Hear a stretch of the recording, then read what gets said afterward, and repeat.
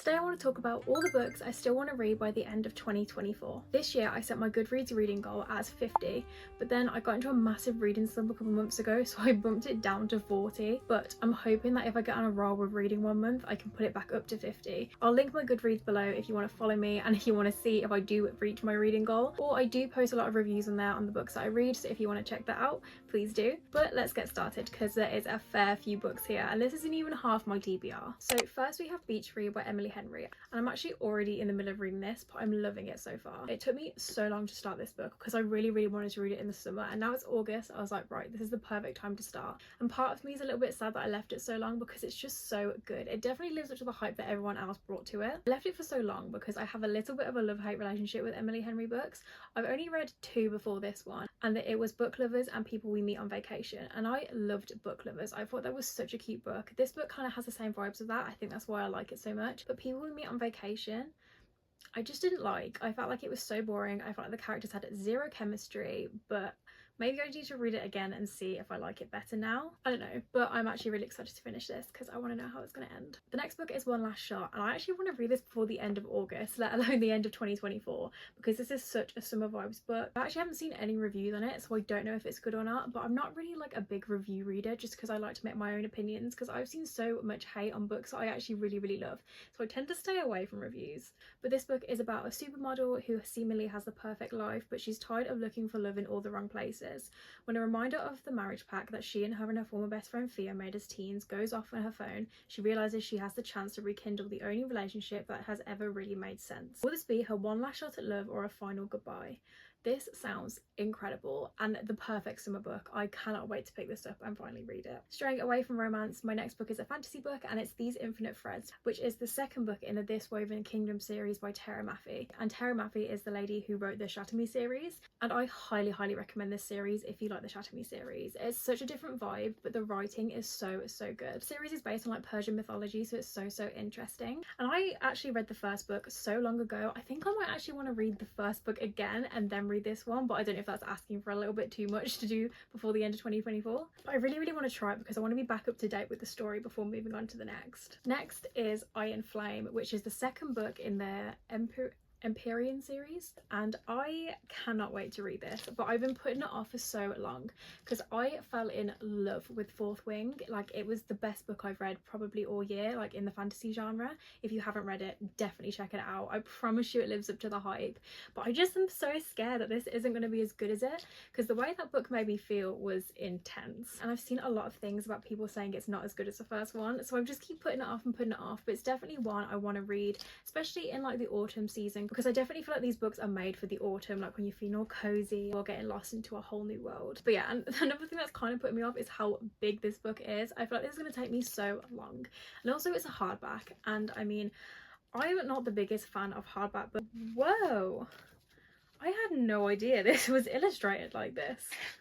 Look at that. Oh my gosh, maybe I should look at my books more often. As I was about to say, is I'm not really a big fan of hardback books, but this one is beautiful. But it's purely just because this little sleeve never stays in its assigned seat, and it's so hard to read. I usually just take it completely off and put it to the side. But anyway, I can't wait to carry on Violet's story, and that cliffhanger in the last book, I really want to know what happens. The next book I want to read before the year ends is The Chase by Elle Kennedy, and I've never actually read an Elle Kennedy book before. I see everyone loving her books.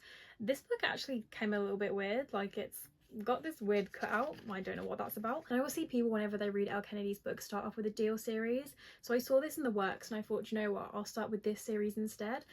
I think it's a different series, The Briar You. I'm pretty sure this is it's a roommate romance. I think it's like a friends to lovers. Is it maybe an enemies to lovers? I'm not sure. Either way, I'm so excited to start this. If you've read this series, please let me know if it's good, and please let me know if it is connected to the Deal series. I'm not sure, like, are they based at the same university? Is it even set in a university? But yeah, I cannot wait to read my first Elle Kennedy book. Next book is Before Your Memory Fades, and my aunt actually got me this after reading Before the Coffee Gets Cold, I'm pretty sure it's called, by the same author, and she said it was amazing. This author does such amazing books, so I'm really excited to start this. I'm not exactly sure what it's about. The back says, the only people one may meet while back in the past are those who have visited the cafe. Because of the rule that you cannot move from the chair, it's impossible to go outside this cafe to meet anyone.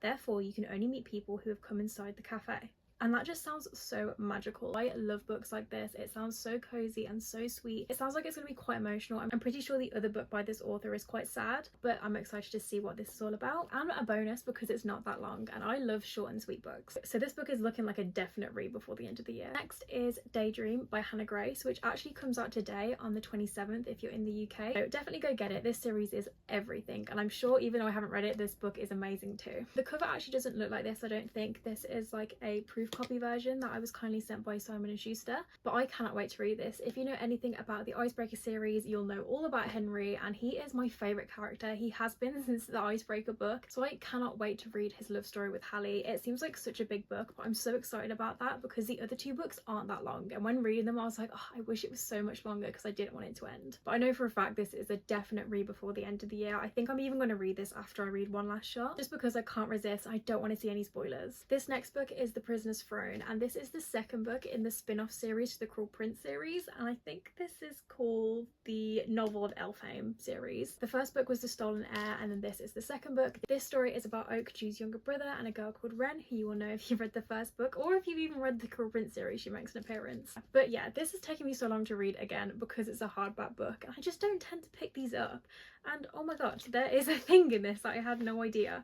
It comes with a little sticker that I had no idea was in there. There's Oak, and then this is Wren, who is also in the story. There wasn't really any romance in the first book, which is quite a trend with this series. It's not like a big romantasy series, it's more fantasy based, but I'm kind of hoping there might be a little bit of romance in this one, but I'm obviously gonna have to read it to find out. Next is my favourite Half Night Stand by Christina Lauren, and the last Christina Lauren book I read was Love and Other Words, and that book destroyed me. It was so beautifully written, but so sad at the same time. It's one that I always recommend to everyone though. If you're into romance, buy Love and Other Words. But yeah, so I'm really excited to read this because if this is anything like Love and Other Words, I can imagine it's going to be such a good book. Again, I'm not quite sure what it's about. A professor at a respected university, she's great at a witty backchat but terrible at getting personal. Like her four best male friends, she's perma-single. So when a routine university function turns into a black tie gala, they all make a pact to join an online dating service to find a +1. There's just one hitch. After making the pact, Millie and one of their group, Reed Campbell, secretly spend the sexiest half night of their lives together before mutually deciding their friendship will be better off strictly platonic. Millie's profile, however, attracts nothing but creeps, so she invents Catherine, a dating profile alter ego. Yet when Catherine and Reed strike up a digital relationship, Millie finds herself struggling to resist temptation. Both online and off, soon Millie will have to face her worst fear, intimacy, or losing her best friend forever. I have such high hopes in this book, and every single review says it's such a pure joy to read, so I really hope it lives up to that. Next is Divine Rivals, and I can't believe I haven't read this yet either. Everyone is obsessed with this book, and I am a true fan of Rebecca Ross. The Queen's Rising series, which is like one of her first book series, I think, was the first books I ever read pretty much, and they are so amazing and so underrated. So if you love this, please go read The Queen's Rising because I think you'll really enjoy it. Apparently this is such an adorable love story. I think it's about like two people who typewrite letters, and it's set in a war, and apparently it's just so romantic. And I'm pretty sure it's an enemies to lovers, which is my favorite book trope ever. If you've read this, please convince me to read this in the comments. I don't know why I haven't picked this up yet because I know I'm gonna love it. Staying on a theme of Rebecca Ross, the next book I want to read before the end of the year is A River Enchanted. This has been on my TBR for so long, and again, I don't know why I haven't picked it up yet, but I'm going to. I could be wrong, but I'm pretty sure this is like a mythology based book, or that might be Sisters of Sword and Song, the book that she read. I could be wrong. Either way, she always writes a beautiful fantasy book, like really cozy, like really folklore-y. So this is 100% going to be an October read. Watching You by Lisa Joy is my next book, and this is the first thriller mystery book I think I've picked up to read before the end of the year, but I've read the rest of them. I had about 4 Lisa Joy books to read before the end of the year, and I read 3 of them. This is the last one, and I'm definitely making it my goal to read it before 2025. If you're really into mystery and thriller, I will always recommend Lisa Joy. I go through her books like nobody's business. If you watch my bookshelf like reorganization video, you'll know I have about 7 or 8 of her books, and they are all incredible. They leave you on the edge of your seat. You never know what's coming next, and they're just so memorable. I think about them for days after finishing them. That's how good they are. This, I think, is about a girl who moves into her brother's apartment and becomes obsessed with the man next door. However, after stalking him, I guess, for days, she finds out that someone is actually watching her. So I'm really looking forward to reading this. But I think this is like the last Lisa Joy book book I have. I'm pretty sure. I don't know if there's any more mystery books I haven't read. So if you know any other authors that are quite similar, or like even not similar, they're just amazing thriller authors, because autumn is the time for crime, thriller, mystery, so please let me know all your recommendations. We are down to the last 4 books, and I'm warning you now, they are all fantasy. I'm pretty sure throughout September, October, I might do like a little fantasy reading kind of challenge, so stay tuned for that on my TikTok where I will explain more. But the first fantasy book is Belladonna, and I've been wanting to read this for the longest time. I only got it a couple months ago, but it has been on my radar for ages. For a start, look how gorgeous this cover is. To be fair, the cover is what sold me at first before even reading the blurb. I went through a phase where I really wanted to read some Gothic fantasy, and this is the first one that popped up when I googled it. So this is a Gothic fantasy book. It says on the back that it's full of secrets, curses, mystery, romance and death, and this sounds so incredible. It sounds like nothing I've ever read before, and I'm always ready to read like a different book that doesn't have the same themes as another, doesn't have like similar qualities, like something really out of the box. And I have a feeling this book is going to be it. I've been trying to stay away from reviews and spoilers, but I have seen a couple and people are raving about this book, so hopefully it is as good as people say. Next is Powerless by Lauren Roberts. I know, I cannot believe either that I haven't read this book. I actually got this book when it first came out as a PR package, and everyone loves this book. I'm pretty sure it's a part of a series now, but apparently it's amazing. Apparently there's enemies to lovers, just everything that I would love, but again, I haven't read it yet. But I've been saying since January I definitely want to read this book this year, and I really hope it lives up to the hype. I've seen mixed reviews, but most people love it, so I don't doubt that I will too. Next is A Dance of Thieves, and I've been seeing this on Book Talk like since the early days. I've always wanted to read it. It's been on my like TBR for so long, but I've finally now got it on my physical TBR. And again, I will be reading this before the end of the year. I've been wanting to read it for so long, and like there's no better time than now. It follows like an outlaw leader and a reformed thief. I think it might be enemies to lovers, don't quote me on that, but I kind of really hope it is. I'm pretty sure it's young adult though, so it won't be anything crazy. But yeah, please let me know if you read this and what you thought. Last of all, one every single person will know and probably be like, how have you not read that yet? It is A Court of Mist and Fury. Now, hear me out. I loved A Court of Thorns and Roses, the first book. Like, I couldn't put it down. I think I read it in like 24 hours. I'm not gonna lie, I read it over 2 years ago. And then obviously I got the second book and read half of it, but I don't know why, but I just kept putting it off and like putting it down, and like was reading it like throughout a month, and I couldn't really remember what happened, and it was just really like speckly.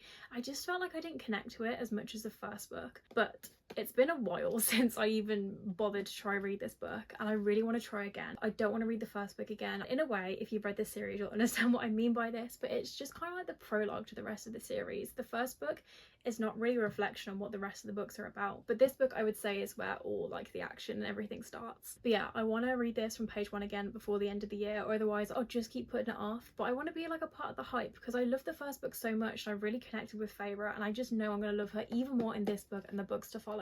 Also, people say this is the best book in the series, so I really want to read it properly and really understand that feeling that other people have. Okay, we are done. Those are like the 15 or 16 or 17, I don't even know how many there were there, books I'm going to read before the end of the year. I actually can't believe that we're already in August. How are we already like over halfway done with the year? It's crazy. If I do get around to reading them all, I really want to do like a review video of all these books that I showed in this video in like January or maybe the end of December, and I think that will help me make sure I read them, just knowing that I can do this whole review in like parallel to this video. But thank you so much for watching. If you've read any of these books, as I said, please let me know in the comments and convince me to read them, like remind me that I need to read them, because I know I will love every single one of them. But yeah, I will see you all in my next video.